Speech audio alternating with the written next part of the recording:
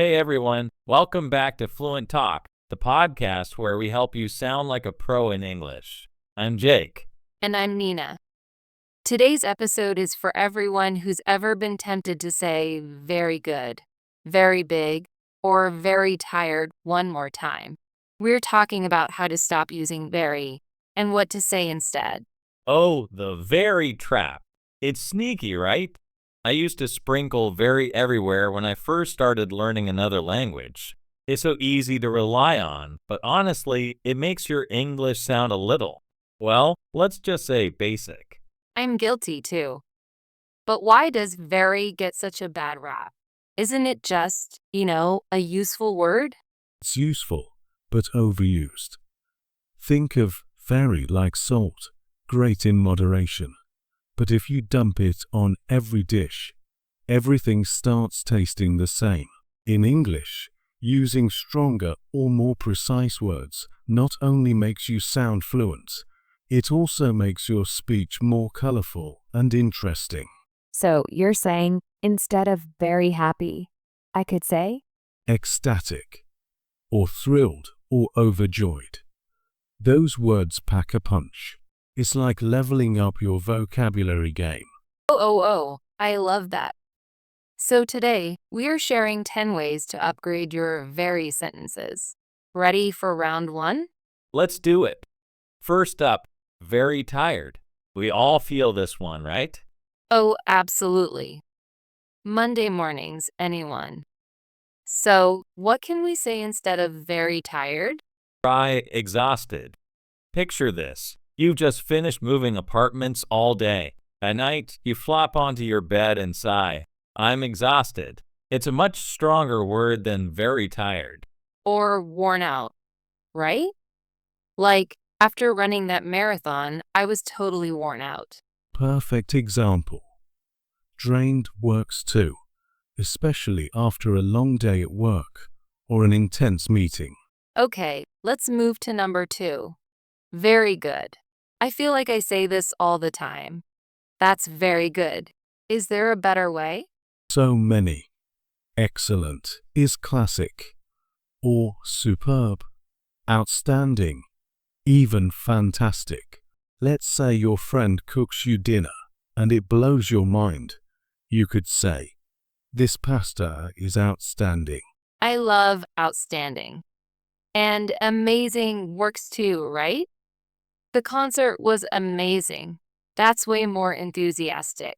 Absolutely. And here's a fun one. Phenomenal. It sounds fancy, but it just means really, really good. Okay, number 3. Very bad. What can we swap in? Awful is a good go-to, or terrible. If a movie was painfully boring, you might say, that movie was dreadful. Dreadful sounds so dramatic. I like it. What about horrendous? Yes, that's another strong choice, especially for something shockingly bad.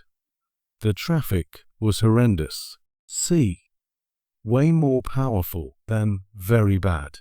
All right, number 4. Very big. What's a more natural way to say that? Huge, enormous, or gigantic. If you see a really tall building, you'd say, that skyscraper is enormous, instead of very big. Or massive. Like, I ate a massive burger last night. Exactly. And if you want to sound a bit British, you could even say colossal. Add some flair. Number 5. Very small. This one's cute. What's a good alternative? Tiny is the classic, or minute pronounced minute, for example. There's a tiny crack in the window, or a minute detail. Oh, minute always trips me up. It looks like minute as in time, but it means really small. English is full of those little traps.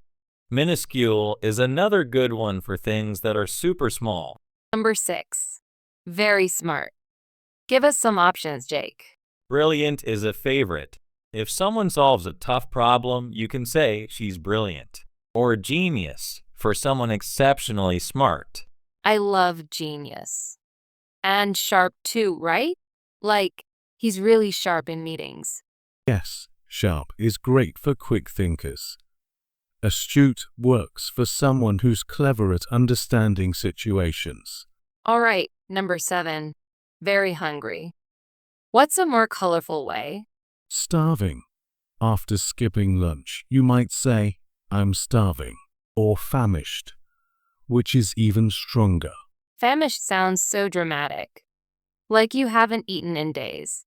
Sometimes it feels that way. Ravenous is another one, for when you could eat a whole pizza by yourself. Number 8. Very interesting. I feel like I use this a lot. Any upgrades? Fascinating is a great one. If you read a book you can't put down, say, it's fascinating, or captivating for something that really grabs your attention. Engaging is another, right? Like, that documentary was so engaging. Absolutely. And intriguing for something mysterious or curious. Number 9. Very pretty. What are your favorites? Gorgeous, stunning, or beautiful. If you see a sunset, you could say, that view is stunning. Lovely is one of my favorites. Or even breathtaking for something really impressive. Yes, breathtaking is perfect for those wow moments. And last but not least, number 10. Very angry. Give us some strong options. Furious is a classic. If someone cuts you off in traffic, you might be furious, or livid, which is super intense. Enraged sounds scary. And irate. That's for when you're really mad, right? Exactly.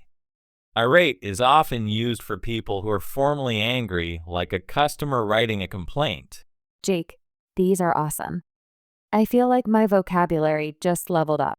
But what about when you're in the middle of a conversation and you can't think of the fancy word? Should you just stick with very? Great question. Don't stress. Very is still okay sometimes. The goal isn't to sound like a thesaurus, but to have more options. The more you practice these words, the more natural they'll feel. So, it's all about variety, not perfection. Got it. Hey, let's take a question from a listener. We got an email from Maria in Brazil. She writes, I always say very happy and very sad. What are some more natural ways to express emotions? Awesome question, Maria. For very happy, we mentioned ecstatic, thrilled, or overjoyed. For very sad, try devastated, heartbroken, or miserable. For example, I was devastated when I lost my phone, or he was overjoyed when he got the job. Oh, heartbroken is so expressive. And miserable really gets the point across. Like, I felt miserable after catching a cold on vacation. Exactly. The more specific you can be, the better. And remember, these words make your English sound more natural and emotional. Speaking of sounding natural, time for our weekly language fails story. Jake, I heard you once used a very phrase that got you in trouble.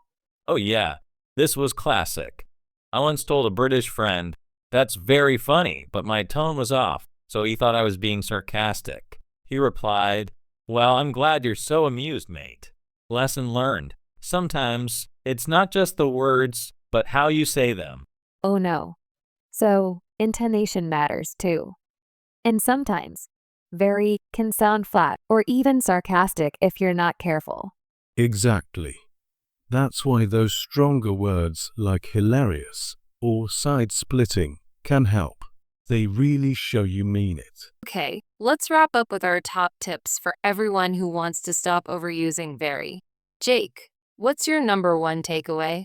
My top tip, read and listen to native speakers as much as possible. Notice how they use these stronger words and jot them down. It's like building your own vocabulary treasure chest. I love that. And my tip, practice using 1 or 2 new words a week. Try them out in conversation or in your writing until they feel natural. And don't be afraid to make mistakes. Even native speakers mix up words sometimes. The important thing is to keep experimenting. Before we go, we challenge our listeners. This week, Pick 3 very sentences you use often and upgrade them with new words. Share them with us on social media. And if you learned something today, hit that follow button. Share this episode with a friend and leave us a review. It helps more people join our Fluent Talk community. Thanks for tuning in. Remember, with just a few word swaps, you can sound more fluent and confident in English. See you next time, everyone. Keep talking, keep learning.